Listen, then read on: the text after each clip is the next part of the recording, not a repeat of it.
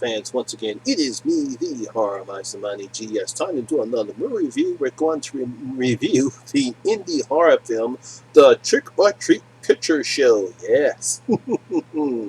Now, The Trick or Treat Picture Show is a 2019 indie horror film. It was written, directed, and produced by Anthony Ashmore. He was kind enough to send me a screener of this nice horror picture. It stars Christine James Walker, Davy Rogers, Mackenzie Arsbean, I think I pronounced that correctly, Annabelle Baylor, and Christopher Jenner. Now, this is supposed to be, I believe, going to be on Amazon Prime for the Halloween season. Like I said, this is an indie production film. Anthony did everything as far as producing, directing, and written the script. Now, let's see what I have to say about the Trick or Treat Picture Show.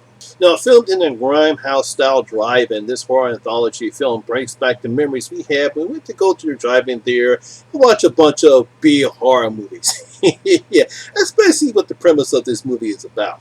Now, of course, I'm always supportive of indie filmmakers. They basically do everything, and they're trying to get their start in the film industry.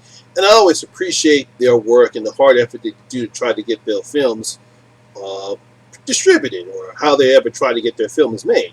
And I was given the opportunity to watch Anthony Ashmore's tribute to the good old days when I went to the drive-in theaters to watch B horror movies. And I must say I was very impressed with what Anthony was able to accomplish with this project.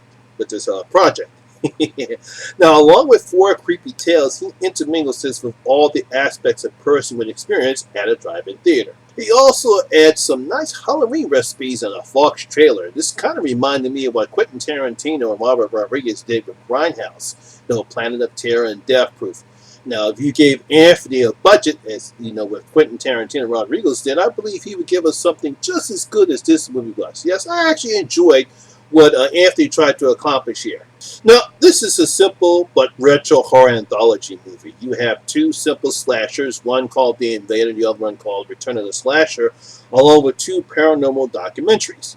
Now, intermingled along with those tales, you are your typical intermission breaks, drive-in ads to the snack bar, and a Fox trailer called Don't Go in the Shed, and a couple of Halloween recipes to get yourself prepared for the Halloween season. Yeah, I kind of like how he had this all set up. It was decent. Now, I like how Anthony decided to mimic the entire drive-in experience, and he does a pretty good job of doing it.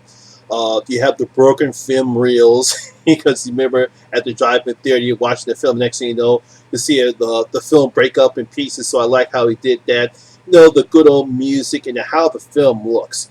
He goes out of the way to give the film a Grindhouse effect, and remember going to the drive-in theater. The grainy, really slacky way films were made when you went to the drive-in theater. Now, I was very impressed with the snack bar ads, because it brought back memories when I went to the drive-in theater back in here in Philadelphia on 61st Street. Seeing all those ads with the pizzas, the burgers, and everything else made me hungry. I wanted to have a pizza and a burger just by looking at those ads. Now, while I did enjoy The Invader, because it had a nice little twist at the end, Return of the Slasher, I actually thought the first paranormal story was the best one out of the 4 tales. I was very engaged listening to Derek and Lisa tell those stories. The actors did a good job, and they're very well written, so you have to give Anthony a lot of credit. You really feel what they're saying when you see those 2 actors talk their story. He doesn't use any visuals. It's just simply them talking. And how they talk and how it's well written and how the actors perform it, they really do a good job. I even thought the last story with Jake, a psychic who went to visit the Amityville house, was decent as well.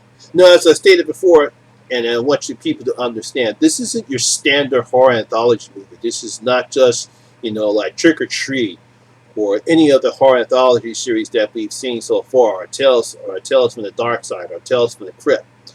This is more of a throwback nostalgia horror movie, going back to the 50s when drive-in theaters were the staple of a family night out.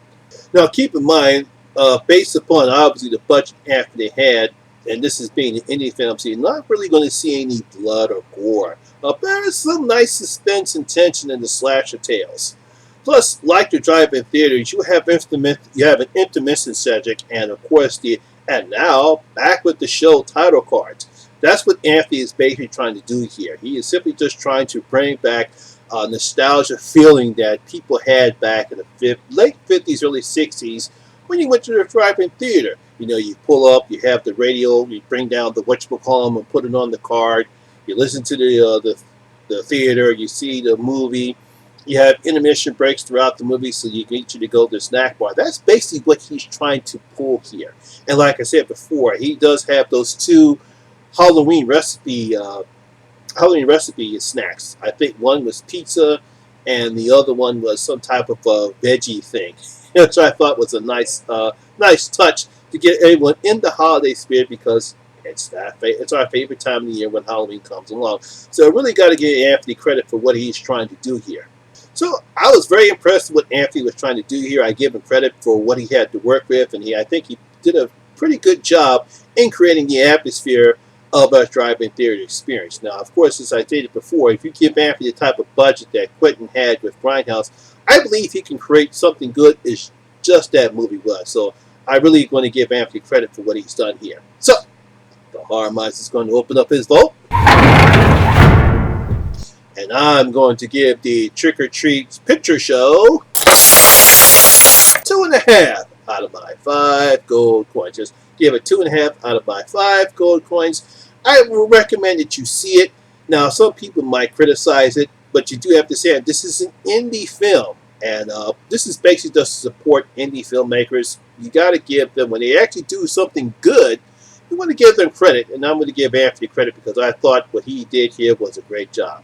Now, as I stated before, I believe this is going to be on Amazon Prime in October. So if you want to get a chance to see it, go ahead and see it. And if you do see it, let me know what you think about it. So leave your comments in the comment section below about what you think about Anthony Ashmore's The Trick or Treat Picture Show. So that's my video for the day, guys. Hope you enjoyed it. If you did, please give it a thumbs up. And once again, if this is your first time here, please hit the subscribe button and that notification bell. That way you can come and enjoy the horror experience with me, the Horror Miser Monty G. And as always, all my social media links will be in the description box below as well. And before I end my video, I just want to give a shout out to a new group that I've become a member of. It's called the Walking Dead Horror Con family. I just became a member of the group on Facebook, and I'm also following them on Instagram. I just want to give them a shout out. I'm going to leave a link in the description box below. So you want to check them out. That is the Walking Dead Horror Con family. Just want to give a shout out to them as well. But once again, my name is Lamont Smith, better known as the Horror Miser Monty G. And always remember, horror rules. Chucky, take us home. We're out. A day to eat and give me the power.